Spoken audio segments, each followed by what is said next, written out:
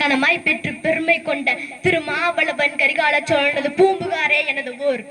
பெருமணிகான் மாசாத்துவானின் மருமகள். எனது பெயர் கண்ணகி.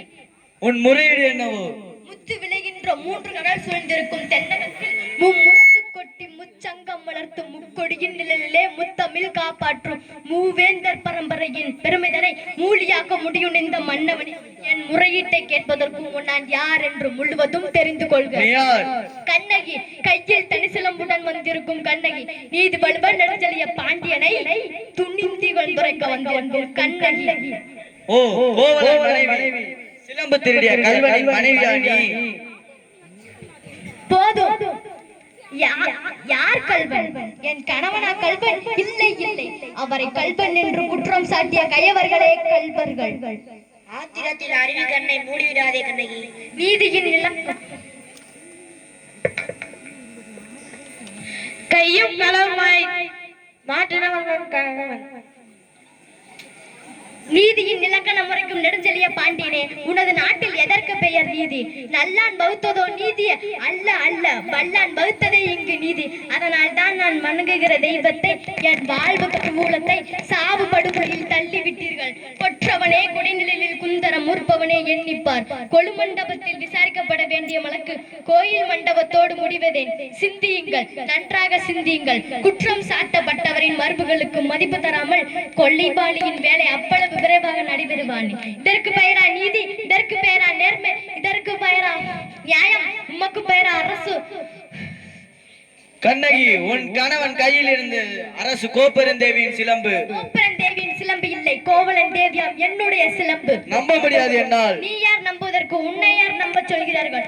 உன் மீது வழக்குரைக்க வந்தவள் நான். குற்றவாளி நீ. குற்றவாளி நானா? ஆம், நீ குற்றவாளி. அதனால் தீர்ப்பளிக்கும் உரிமை உன் கையில் இல்லை. இதோ இங்கிருக்கிறார்கள் பெருந்தன்மை பெரியோர்கள். இவர்கள் உரைக்கட்டும் நல்ல தீர்ப்பு. அதற்கு அடையாளம்? மதுரை பாண்டியா, உனது மனைவியின் பழைய சிலம்பிலே உள்ள பரல்கள் முத்துக்களா மாணிக்கங்களா? முத்துக்கள், அதுவும் கொற்கை முத்துக்கள். என்னுடைய சிலம்பிலே உள்ளவை மாணிக்க பரல்கள். அப்படியா? எங்கே பார்க்கலாம். தேவி, இப்படி கொடு.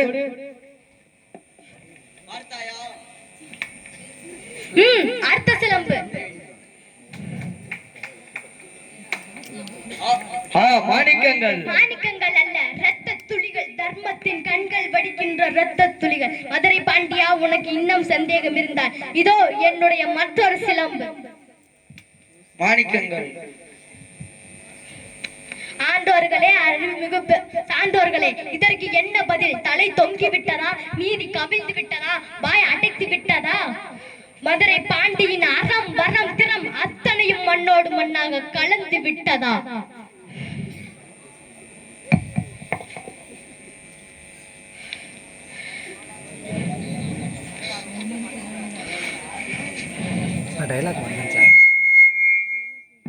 கண்ணகி, உன் கணவன் கல்வன் அல்ல. ஆராயமல் அவசரத்தில் தீர்ப்பளித்த நானே கல்வன். தமிழகமே, தாயகமே, என் தாயே, என்னை மன்னித்து விடமா, மன்னித்து விடு.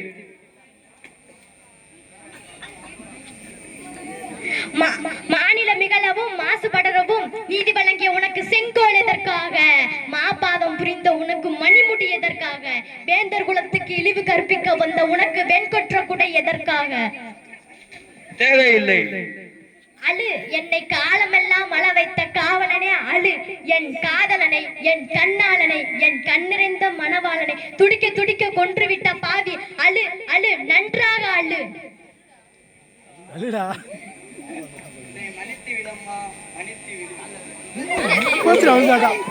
கொடுத்து நிமிர்த்தி விட்டு அழியட்டும் ஒளியட்டும், எல்லாம் அழியட்டும், அழியட்டும் ஒளியட்டும்,